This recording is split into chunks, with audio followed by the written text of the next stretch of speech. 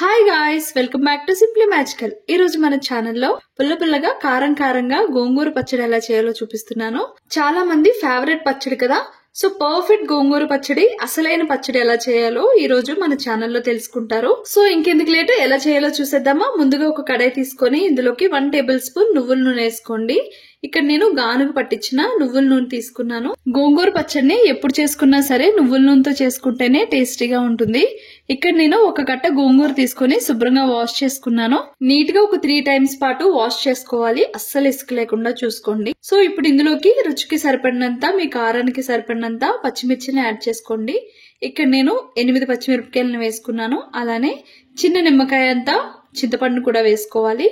SIM లో మగ్గించుకుంటే మగ్గిపోతుంది. Just 2 minutes లో మనకి ఇలా మగ్గిపోద్ది. గోంగూరని ఓవర్ కుక్ చేసుకోవద్దు, ఇలానే చేసుకోవాలి. ఇంతకు మించి ఎక్కువ కుక్ చేసుకోవద్దు.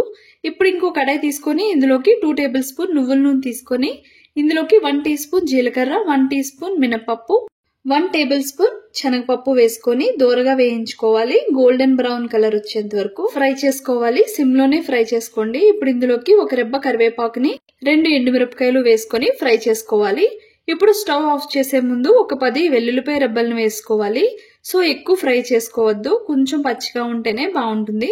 ఇప్పుడు ఇందులోకి సుమారుగా ఒక 4 to 3 టేబుల్ స్పూన్స్ నువ్వులు వేసుకోండి, చాలా టేస్టీగా ఉంటుంది. గోంగూర నువ్వులు బెస్ట్ కాంబినేషన్. సో జస్ట్ చిటపటలాడాక వెంటనే స్టవ్ ఆఫ్ చేసుకోవాలి, ఎక్కువ ఫ్రై చేసుకోవద్దు. సో చూసారు కదా, పోపు అయితే కరెక్ట్ గా ఫ్రై అయిపోయింది. ఇప్పుడు ఇందులోకి మనం ముందుగా ఉడకబెట్టుకున్నాం కదా గోంగూర పేస్ట్ ని కూడా వేసుకొని కోర్స్ గా గ్రైండ్ చేసుకోవాలి, మరి మెత్తగా గ్రైండ్ చేసుకోవద్దు. చూసారు కదా, ఇలా గ్రైండ్ చేసుకుంటే సరిపోతుంది. కొంచెం రఫ్ గా తగిలితేనే తింటున్నప్పుడు బాగుంటుంది, మరీ మెత్తగా ఉంటే టేస్ట్ బాగోదు. ఇప్పుడు ఇందులోకి రుచికి సరిపడినంత సాల్ట్ ని యాడ్ చేసుకోండి. యాక్చువల్ గా ఇందాక గ్రైండ్ చేసినప్పుడు మిక్సీలో వేసుకొని కూడా గ్రైండ్ చేసుకోవచ్చు, అప్పుడు నేను మర్చిపోయాను, అందుకని ఇప్పుడు సెపరేట్ గా మళ్ళీ యాడ్ చేసుకుంటున్నాను. గోంగూర పచ్చడన్నా రోటి పచ్చళ్ళన్నా నాకు చాలా ఇష్టము. సో ఈ పచ్చడిని నేను చేసినట్టుగా చేయండి, చాలా బాగుంటుంది. ఇప్పుడు ఇందులోకి ఒక సగం ఉల్లిపాయని ఇలా ముక్కల్లా కట్ చేసుకొని యాడ్ చేసుకోవాలి. పెద్ద సైజు ఉల్లిపాయల్లో అయితేనే టేస్ట్ బాగుంటుంది. ఉల్లిపాయ వేసాక అసలైన గోంగూర పచ్చడి టేస్ట్ వచ్చేసినట్టే, చాలా బాగుంటుంది. సో ఇప్పుడు ఇందులోకి తడక ప్రిపేర్ చేసుకుందాము. ఒక కడాయి తీసుకొని ఇందులోకి 1 టేబుల్ స్పూన్ ఆయిల్ యాడ్ చేసుకోండి.